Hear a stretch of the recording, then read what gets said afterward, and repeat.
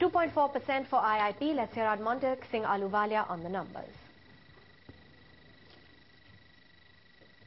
I'm not making a prediction. I've been told about the numbers. I think it's a 2.1% growth, which is quite low, although it's better than the previous year.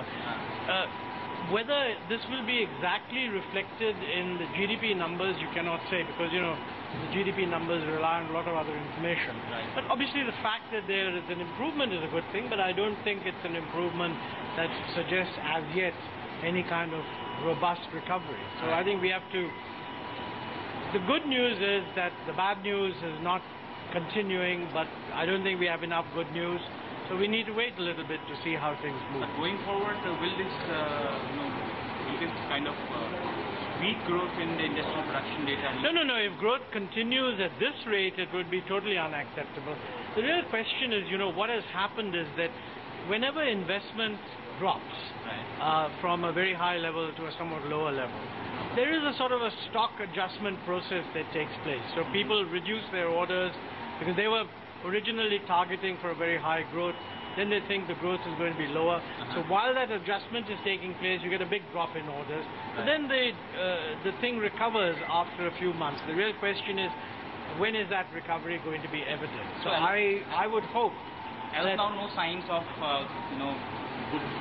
good growth in macroeconomic. Well, as of now, signs that the deceleration appears to have ended, and there's a bit of a turnaround, but it's not good enough. As of now, we don't have strong evidence that we are going to see the robust recovery we want. But remember, this data is for May, I think. Yeah, exactly. Most of our effort is devoted to ensuring that there is a robust revival of investment in the infrastructure sector. And most of the action that was being taken, I mean, is really just being put in place. We are going to review what happened in infrastructure at the end of the first quarter. I don't think in the first quarter the results will be all that good. You know, it always takes time for these efforts to tighten performance to reflect on the ground. So that's why I've been saying that at the end of June, somewhere in the middle of July, we will review what is happening in infrastructure.